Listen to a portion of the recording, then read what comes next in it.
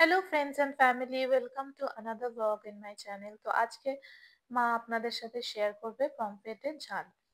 তো তার জন্য দেখুন, বাবা বাজার থেকে এরকম সুন্দর বড় বড় পমফ্রেট মাছ নিয়ে এসছে। তো সেটাকেই মা নুন হলুদ দিয়ে মাখিয়ে রেখেছিল, ম্যারিনেট করে রেখেছিল। তো আস্তে আস্তে সর্ষের তেলে ভেজে নিচ্ছিল। আর এটা করার জন্য মশলার মধ্যে সাদা সর্ষে, কালো সর্ষে, কটা কাজু বাদাম আর পোস্ত বেটে নিতে হবে। আর এরকম 6টা মাছের জন্য 1 প্যাকেট টমেটো সস লাগবে। তো মাছগুলো সব ভেজে নেওয়ার পরে ওই তেলেই মা কালো জিরে আর কাঁচা লঙ্কা ফোড়ন দিয়ে দেবে। তারপরে একটু ফোড়নটা ভাজা ভাজা হলে ওর মধ্যে ওই বেটে রাখা 2 রকম সর্ষে, কাজু, পোস্তটা দিয়ে দিতে হবে। দিয়ে কিছু সেকেন্ড একটু ফ্রাই হলেই ওর মধ্যে জল দিয়ে দিতে হবে। বেশি ফ্রাই হলে কিন্তু ব্যাপারটা তিতকুটে হয়ে যাবে। তো তার মধ্যে জল দিয়ে দিল, ওই মশলা ধোয়া জলটাই মা দিয়ে দিল। যেহেতু বললাম এটা ঝাল, তো বেশি ঝোল হবে না, মাখো মাখো হবে। আর তারপরে সব পরিমাণ মতো হলুদ, নুন দেওয়া হলো।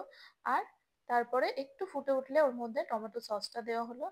আর ভালো মতো ফুটে উঠলে ওর মধ্যে মাছগুলোকে দিয়ে দিতে হবে। দিয়ে 3 থেকে 4 মিনিট ফুটলেই কিন্তু আমাদের পমফ্রেটের ঝাল রেডি হয়ে যাবে। টমেটো সসটা দেওয়ার জন্য এটা স্বাদটা কিন্তু বিয়ে বাড়ির মতো হয়। আর আপনারা শুধু এই ঝাল দিয়েই কিন্তু এক থালা ভাত খেয়ে নিতে পারবেন। এমনি পমফ্রেট মাছ খেতে খুব সুন্দর হয়, তার সাথে এই রেসিপিটা ট্রাই করবেন, খুবই ভালো। আর বানিয়ে আমাকে জানাবেন যে কেমন লাগলো। তো এই আজকের ব্লগটা এই পর্যন্তই। হোপ আপনাদের ব্লগটা দেখতে ভালো লেগেছে। অবশ্যই ট্রাই করবেন আর আমাকে জানাবেন। টাটা। আর ভালো লাগলে প্লিজ চ্যানেলটাকে সাবস্ক্রাইব করে রাখবেন। শুধু রেসিপি না, আমি ডেলি ব্লগ নিয়েও আসি, আপনারা দেখতে পারবেন। টাটা।